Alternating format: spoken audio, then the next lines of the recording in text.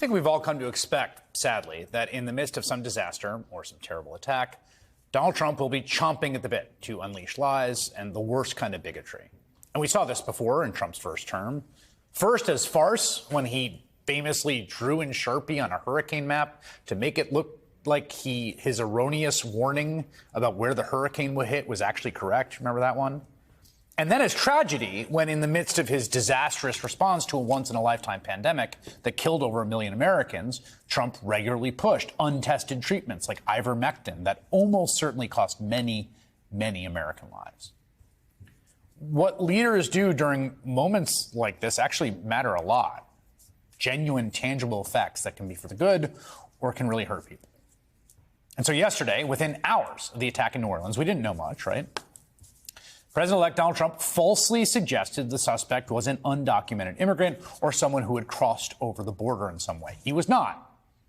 In fact, officials later identified the suspect as an American Army veteran, born and raised in the U.S. of A. But it was all very predictable, if enraging and dangerous. And even after we found out that this was an American, today Republicans continued, even though both the attacker in New Orleans and the Cybertruck driver in Las Vegas were not immigrants.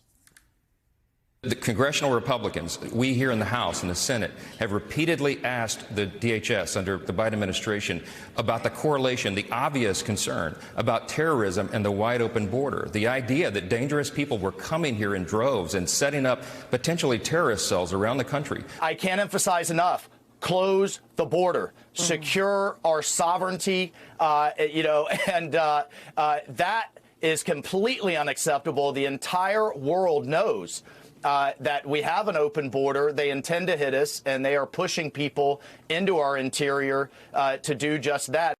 Wait. The guy was from Houston. Close the border so that Houston ends up on the other side of the border? How's that work? That immediate knee-jerk reaction is really everywhere you look now in the Republican Party. It doesn't matter that it was belied by the facts. They just kept going with it. And it's bad. I mean, today, a Florida state senator, a guy named Randy Fine, a guy who Trump has endorsed in a special election for Congress, called the New Orleans attack Muslim terror, and this is, I think, notable, part of a worldwide hashtag Muslim problem, a phrase that, deliberately or not, echoes the Nazi rhetoric about a Jewish problem.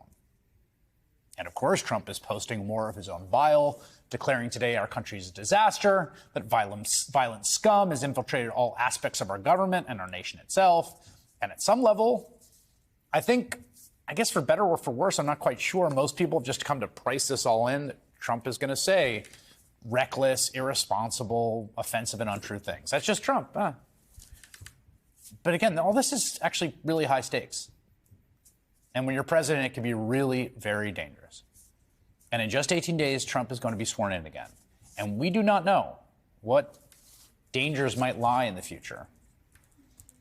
But I'll tell you, it absolutely sends a chill up my spine to imagine what his response will be if we have the misfortune of having another major crisis like another pandemic or financial panic or massive terrorist attack. We can ignore what he says, sure, but many, many people are going to be listening.